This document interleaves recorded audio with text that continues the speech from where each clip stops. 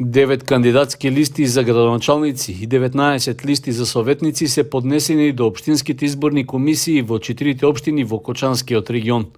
На предстојните локални избори за градоначалничката позиција во Кочани потврдени се кандидатурите на актуелниот градоначалник Николчо Илиев, поддржан од коалицијата Најдоброто за мојата општина што ја предводи СДСМ, како и на Љупчо Папазов, кандидат на коалицијата Обнова на Македонија на ВМРО-ДПМНЕ. Од Општинската изборна комисија информираа дека се доставени и 5 кандидатски листи за советници од партијата Левица со носител Жаклина Филипова Свеќаровска, од група избирачи со носител Венко Крстевски, како и од коалициите на СДСМ со носител Томе Солевски, ВМРО-ДПМНЕ со носител Кристина Атанасова Арсова и одлучно за промени на ЛДП и Дом со носител Тоше Михајлов. Во Виница за градоначалник се кандидирани Ивица Димитров од СДСМ, кој и досега беше на оваа функција, и Миле Петков од ВМРО-ДПМНЕ. И во оваа општина има поднесено 5 кандидатски листи за советници. Од група избирачи со носител Сејдо Салиов, од партијата Единствена Македонија, како и од коалициите предводени од ВМРО-ДПМНЕ, СДСМ и ЛДП и Дом. Општинската изборна комисија во Зрновци ја потврдила кандидатурата на Борчо Коцев за градоначалник, предложен од коалицијата на ВМРО-ДПМНЕ, како и на Виктор Ангелов од коалицијата на СДСМ. Поднесени се и 4 листи со кандидати за советници, од група избирачи со носител Владо Ристов и од коалициите Најдоброто за мојата општина, Обнова на Македонија и Одлучно за промени. Единствено во општина Чешинова Облешево има 3 кандидатски листи за градоначалник, при што коалицијата на СДСМ го кандидира актуелниот градоначалник Горанчо Крстев. Кандидат на коалицијата на ВМРО-ДПМНЕ е Далибор Ангелов, а на коалицијата Дом и ЛДП е Дарко Стефанов. До Општинската изборна комисија кандидатски листи за советници доставиле група избирачи со носител Франческо Наков, партијата Левица, како и коалициите на ВМРО-ДПМНЕ, СДСМ и Дом и ЛДП. Од Општинските изборни комисии истакнаа дека најголем дел од добиените кандидатски листи се веќе потврдени, а за неколку се чека законската судска проверка на податоците.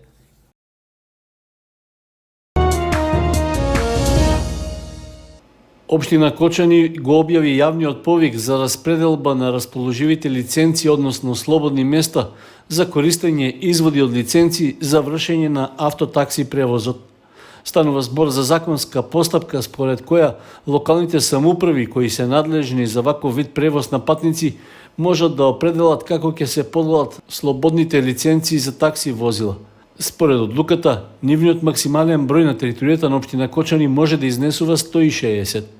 Секој учесник на јавниот повик не може да добие повеќе од 10 изводни лиценци за една календарска година, освен ако располага со еколошки возила што имаат ниска емисија на штетни издувни гасови.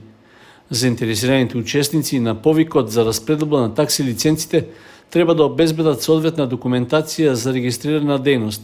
Исто така, треба да достават и потврда за собственост и сообраќајна документација за возилата, како и доказ дека не е изречена судска казна за кривично дело или пак мерка за забрана за вршење на дејноста.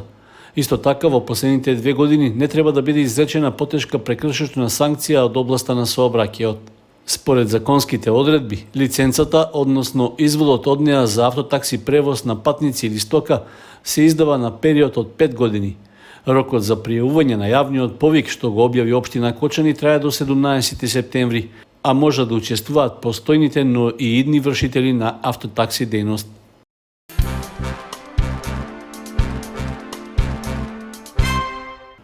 Општинскиот комитет на ВМРО-ДПМНЕ од Кочани свика пресконференција на која претседателот на огранокот Мирче Стојков го пренесе партискиот став во врска со кандидатот за градоначалник предложен од коалицијата што ја предводи СДСМ.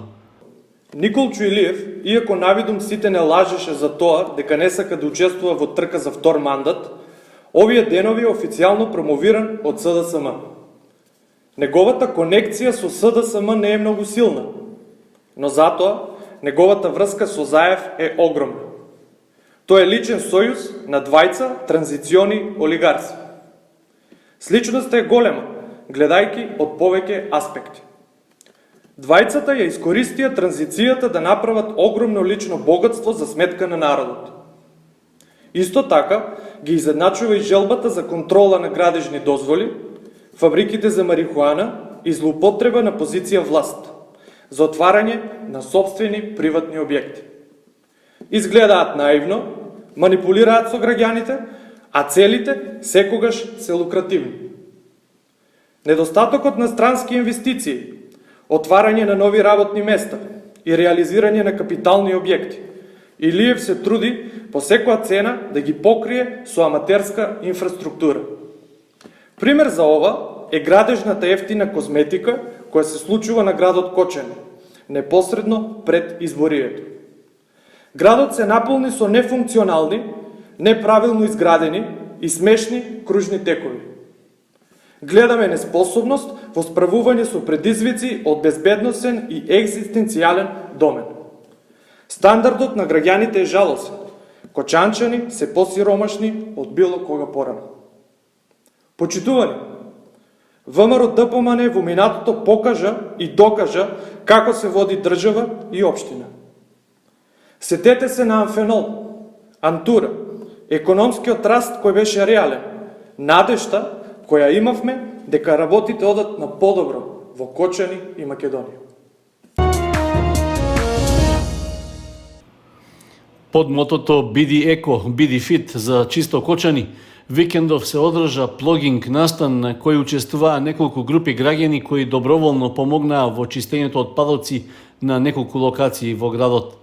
Активноста е по идеја на нашата сограѓанка Марија Соколовска која живее во Велика Британија, а каде што слични граѓански иницијативи се редовни и вообичаени. Плогингот е дисциплина во која преку рекреативни активности се помага во разобувувањето на животната средина. При тоа, во Кочани беа формирани тимови волонтери со по 10 членови на чело со лидер волонтер. Во претходниот период, преку социјалните мрежи, биле детектирани повеќе локации каде што има поголема количина отпад, а што беше расчистуван. И чест ни е и задоволство што можеме да помогнеме барем малку, со мал дел, да го исчистиме градот Кочани и да го направиме да биде најчист град во Македонија, како што впрочем беше и неколку години назад, може и 10, не знам, и секогаш да има вакви акции подпомогнати од разни организации и да има колку може повеќе учесници за да ни биде градот чист и ние да бидеме со него горди. Плогинг акцијата денеска што ја спроведовме не вклучува во меѓународната плогинг организација и сите следни плогинг настани ќе бидат организирани токму од Светската плогинг организација. Ке се надополнам, значи ќе изразуваме огромна благодарност до Марија, до нејните заложби и исто така до сите лидери волонтери кои бевме вклучени во акцијата. Плогингот е дисциплина во која при рекреативно трчање, односно џогирање, се собираат отпадоци во околината, а како термин за прв пат се појавил пред 5 години во Шведска. Целта е преку спортување да се подига јавната свест за поубава и почиста животна средина и истовремено Македонија да влезе во Светската организација за плогинг. Учесниците на настанот во Кочани, што беше прв од ваков вид, ја поздравија идејата и најавија повторно учество во иднина.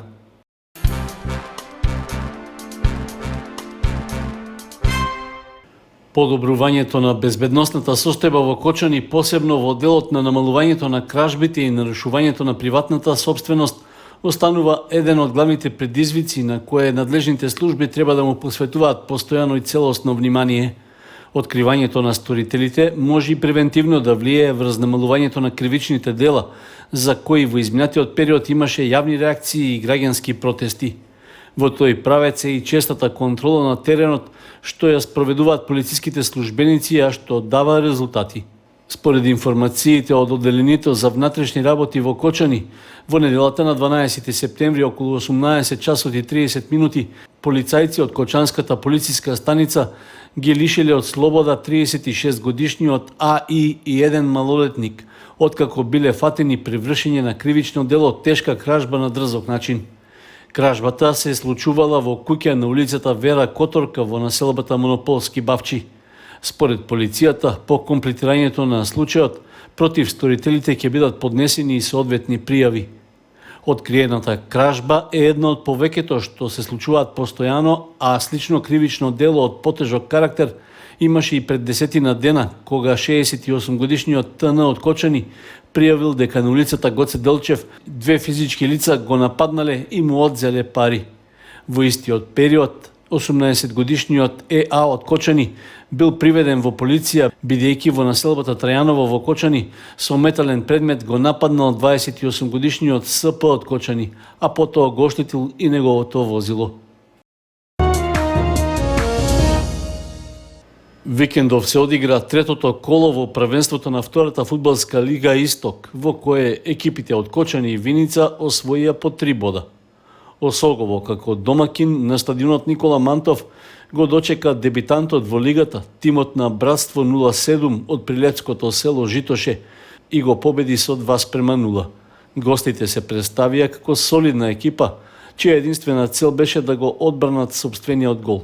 Домакините пак беа пред предизвикот конечно да направат позитивен резултат и да ги освојат бодовите. Жолтосините успеа во намерата и конечно се помрднаа од дното на табелата. Првиот погодок домашната екипа го постигна во 33-та минута, благодарение на автоголот на гостинскиот играч Амедовски. До крајот на првото полувреме имаше уште неколку можности за промени на резултатот, но на пауза се отиде со минималното водство. Во вториот дел Осогово постигна уште еден гол во 73-та минута по ударот на Тоше Манов, кој што ја потврди првата есенска победа. Во следното коло Осогово повторно ќе биде домакин против последно пласираниот тим на Локомотива од Градско. Второлигашот Слога 1934 од Виница токму на гостувањето во Градско пак освои нови 3 бода и со вкупно 9 од досегашните 3 кола се најде на врвот на табелата.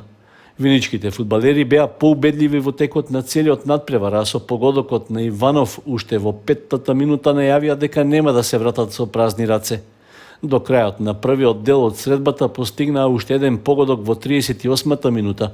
Стрелец беше играчот на надпреварот Митров, кој им донесе нова радост на своите соиграчи. Во следното четврто коло, Слога на домашен терен ќе се сретне со Прилепска победа, која во моментот го дели второто место со Беласица и Каменица Саса.